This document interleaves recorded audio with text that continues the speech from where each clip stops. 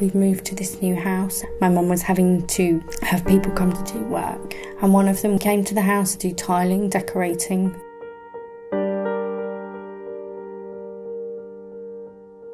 When I was about 13, my mum said, go out in the garden. I said, no, I don't want to go out there. Why? Oh, because he's out there. He keeps doing things to me that I don't like. Oh, don't be so stupid, get out there. Completely dismissed. And I went outside into the shed. He followed me in behind me and he stuck my head in the freezer, made me kneel on a bag of peat and fucked me while my head was in the freezer so that he could ram it down on my shoulders and wouldn't be heard. And that was that really. I needed somebody to believe in me. I needed somebody to trust. I needed somebody who was concrete.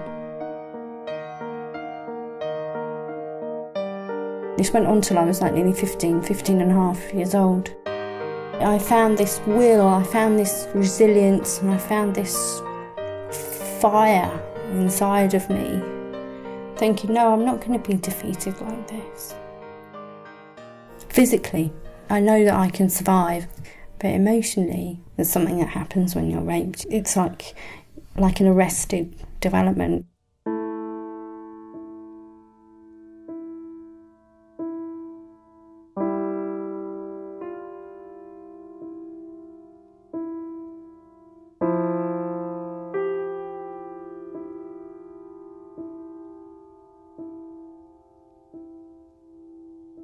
I think when it was good, it was really good, and when it was bad, it was horrid. The police had been called a few times.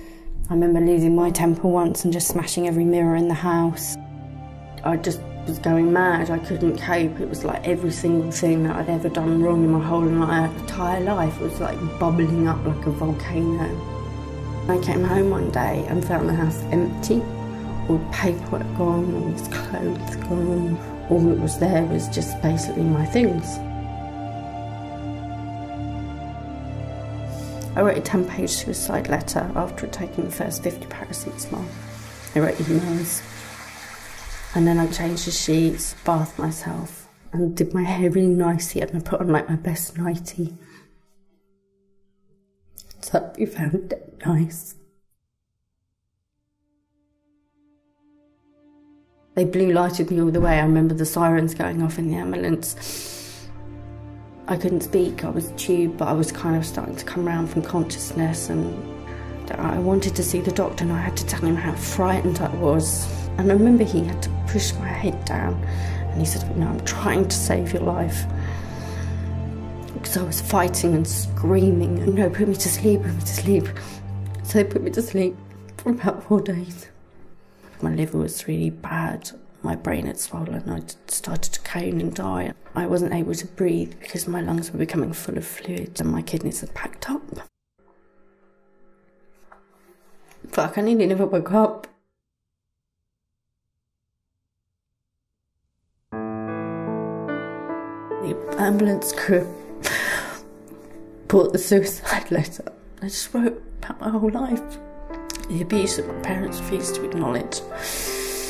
The fact that my marriage was in tatters. I felt so much shame. I felt nothing. I had this real battle going on. Whether I actually wanted to live. Whether I really did. What was this point that I meant to be living for? Sometimes there has been no point, but there's something that's been driving it inside of me to say, no, you're getting up out of bed whether you like it or not. You're getting up. You're doing something.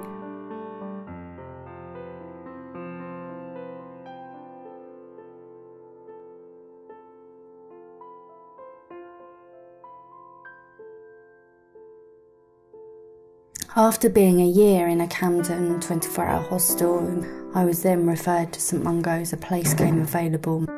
7 girls living in a house together. Being referred to St Mungo's was an amazing opportunity. My key working relationship that I have with Diana.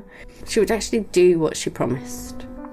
She's younger than me, but you know, it's like talking to a big sister.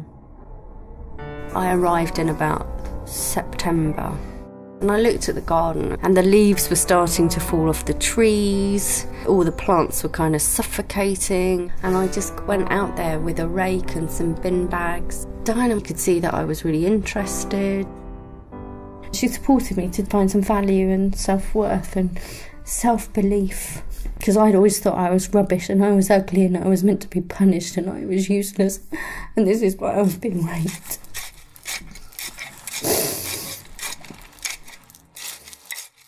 I got referred to psychotherapy, which took obviously over 2 years for me to even be strong enough to start that process. I think it's been a very big part of helping me realise that I am important, you know, and I am valuable, and I didn't deserve what happened to me.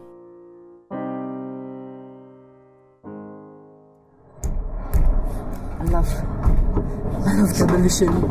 Demolishing things, regrowth, regeneration.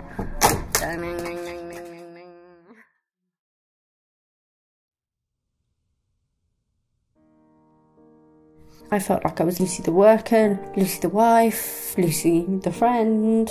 I was all those other people to please all those other people. When I gave up pleasing people, that was like a big victory. And when you talk about the Lucy that you wanted to be, I think she's pretty much here. How would you describe her? Spunky, dynamic, gutsy, growing in confidence, willing, able, resilient, kind, caring, compassionate, honest. Yeah.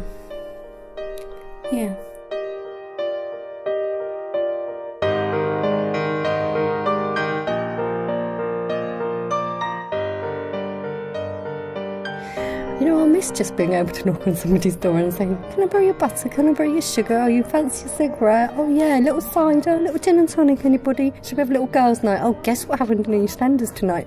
I will miss that. I feel now that I can actually deal with anything that life threw at me. Really, I could.